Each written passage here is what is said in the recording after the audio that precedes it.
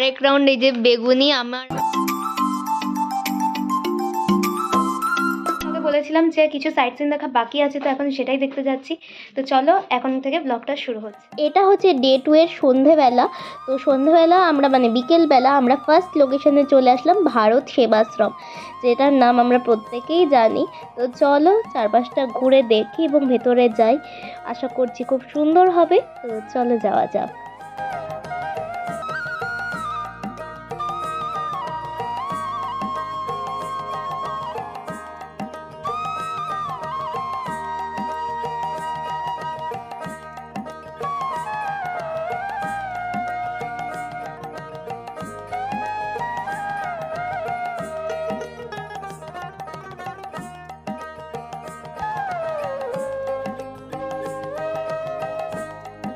কি সুন্দর করেছে, ওই যে ঘি মধুর যে শিশিগুলো, ওই শিশিগুলোকে জোড়া লাগিয়ে লাগিয়ে পুরোটা করেছে। আর এইখানটায় হচ্ছে ওই যে আমরা ছোটবেলায় গুলি বল খেলতাম না, ওইগুলো কাচের গুলি, ওইগুলো মুখে মার্বেল মুখে দিয়েছে। সুন্দর করে।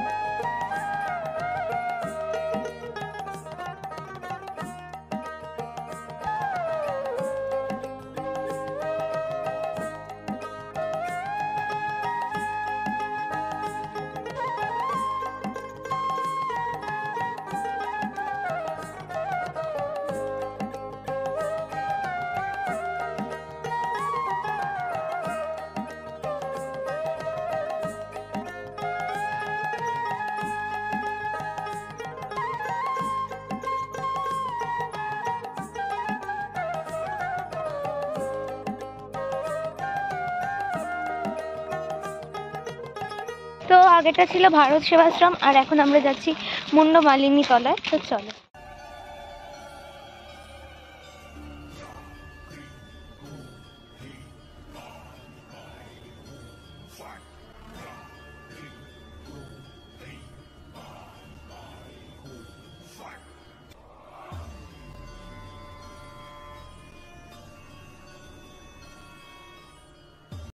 ওই তো দুই বোন খেলা করে, জলে ওঠে, জলে খেলা করে উঠে, দুই বোন খেলা করে।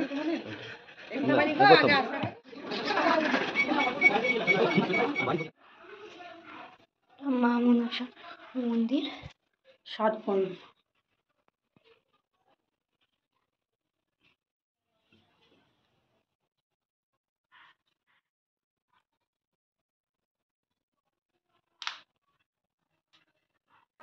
এটা ছিল আমাদের 4th লোকেশন। ফার্স্টে গেছিলাম আমরা ভারত সেবাশ্রম, তারপরে গেছিলাম মুন্ড মালিনী তলা, তারপরে গেছিলাম মা মনসার বাড়ি, আর এটা ছিল আমাদের 4th লোকেশন। আর এই জায়গাটাও কিন্তু বেশ দারুণ ছিল।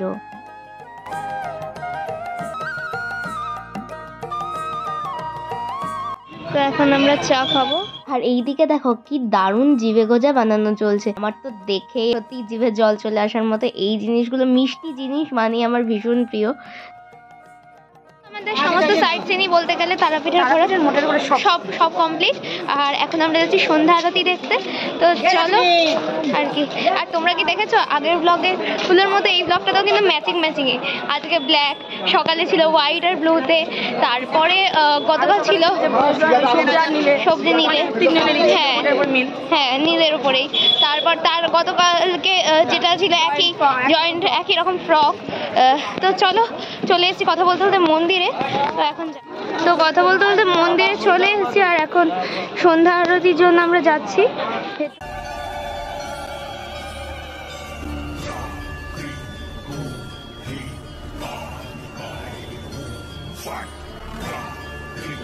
তো আমরা এসে শুনলাম যে আজকে এখানে যজ্ঞ হবে, তো সেটাও তোমাদের সাথে শেয়ার করবো। চলো। তো অলরেডি যোগের জন্য কাঠ নিয়ে চলে এসছে, এই যে আসন পাচ্ছে, আর এদিকে থালেরও কিছু রয়েছে জিনিস।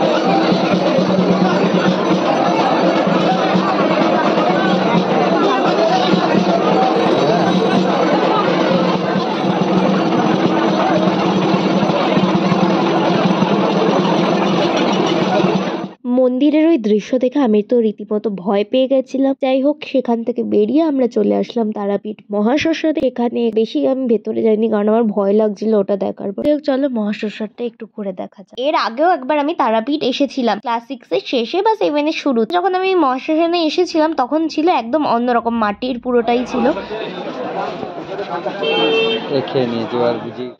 তো এই যে এখান থেকে এখন চপ নেওয়া হচ্ছে, তার আগে আমরা ফুচকা খেয়েছি।